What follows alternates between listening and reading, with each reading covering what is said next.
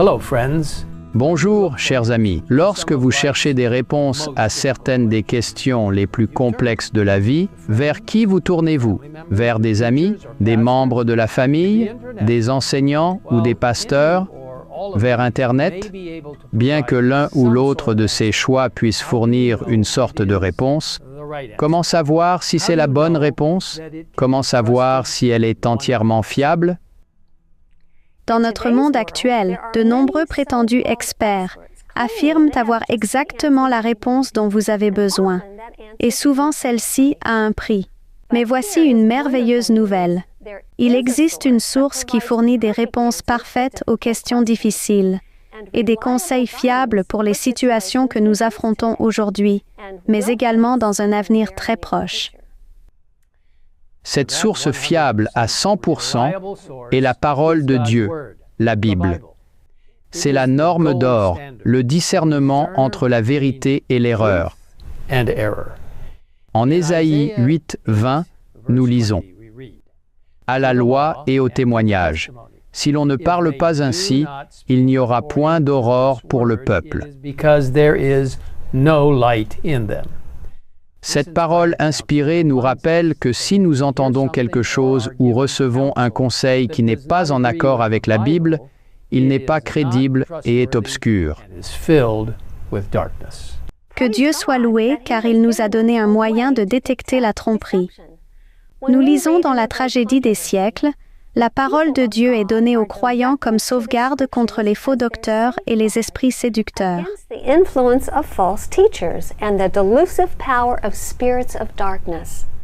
Parce que Satan sait que la Bible nous procure une sagesse et une direction divine, nous sommes avertis qu'il se sert de tous les moyens pour empêcher les gens de se familiariser avec les Écritures, dont les déclarations claires et précises dévoilent ses desseins. Chers amis, des temps préoccupants nous guettent. Les tromperies de Satan deviendront de plus en plus sophistiquées jusqu'à usurper l'identité de Christ lui-même. Il accomplira des miracles et beaucoup seront trompés. Ellen White déclare « La contrefaçon sera si parfaite qu'il ne sera possible de la démasquer que par les Écritures. C'est, en effet, par ces dernières qu'il faut éprouver la nature de chaque déclaration et de chaque miracle. » Il est donc très important que nous comprenions les Écritures par nous-mêmes. Lorsque nous passons du temps dans la parole de Dieu, le Saint-Esprit nous aidera à discerner avec clarté le caractère de Dieu, de son gouvernement et de ses desseins, et nous aidera à obéir à sa volonté. On nous dit que seuls ceux qui se seront fortifiés par l'étude des Écritures pourront subsister au cours du dernier conflit. Chacun devra résoudre cette question vitale. Obéirai-je à Dieu ou aux hommes? Dans sa miséricorde, Dieu donne toujours à son peuple les informations dont il a besoin pour se préparer à l'avenir. Par exemple, Jésus a averti ses disciples 3 fois de ce qui allait lui arriver. Peu avant sa crucifixion, il leur a donné encore plus de détails et leur a clairement dit « Voici, nous montons à Jérusalem, et le Fils de l'homme sera livré aux principaux sacrificateurs et aux scribes. Ils le condamneront à mort, et ils le livreront aux païens, qui se moqueront de lui, cracheront sur lui, le battront de verge, et le feront mourir. Et 3 jours après, il ressuscitera. » Jésus n'aurait pas pu être plus clair. Pourtant, au moment de la crucifixion, les espoirs des disciples ont été anéantis. C'était comme si Jésus ne leur avait jamais dit ce qui allait se passer. Pourquoi n'ont-ils pas entendu et compris?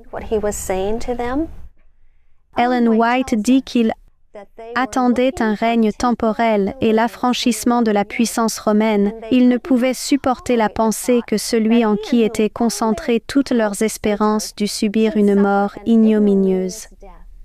Les paroles dont ils avaient le plus besoin de se souvenir furent bannies de leur esprit, et l'heure de la crise, la mort de Jésus, les trouva aussi peu préparés. Chers amis, tout comme Jésus a prédit à ses disciples les événements futurs, les prophéties bibliques nous dévoilent l'avenir en décrivant clairement les événements de la fin des temps. Cependant, l'autrice inspirée nous dit que les multitudes n'ont pas plus de compréhension de ces vérités importantes que si elles n'avaient jamais été révélées. Pourquoi? Voici quelques raisons. D'abord, certaines personnes n'ont jamais entendu ces prophéties, tandis que d'autres les ont entendues et les ont rejetées pour diverses raisons.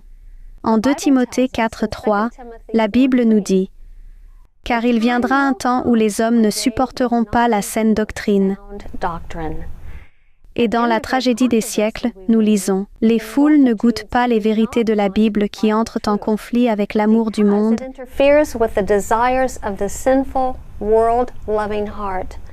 Et Satan leur fournit les chimères qui leur plaisent.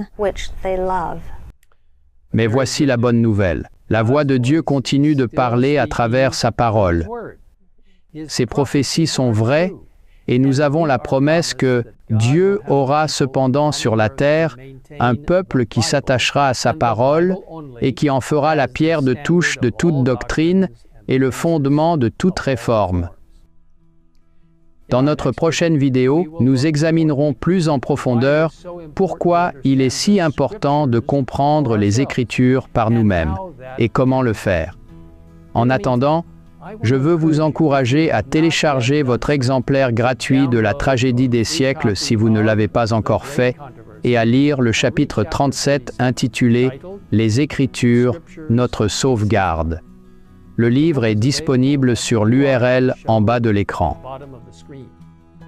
Prenons un moment pour prier ensemble. Père céleste, merci pour la parole de Dieu. Merci de ce qu'elle est une ancre, un fondement. Merci de ce qu'elle est, oui, ta parole. Aide-nous à la prendre au sérieux, à adopter une approche réfléchie pour discerner pleinement tes intentions à notre égard dans nos vies personnelles et dans la vie de l'Église.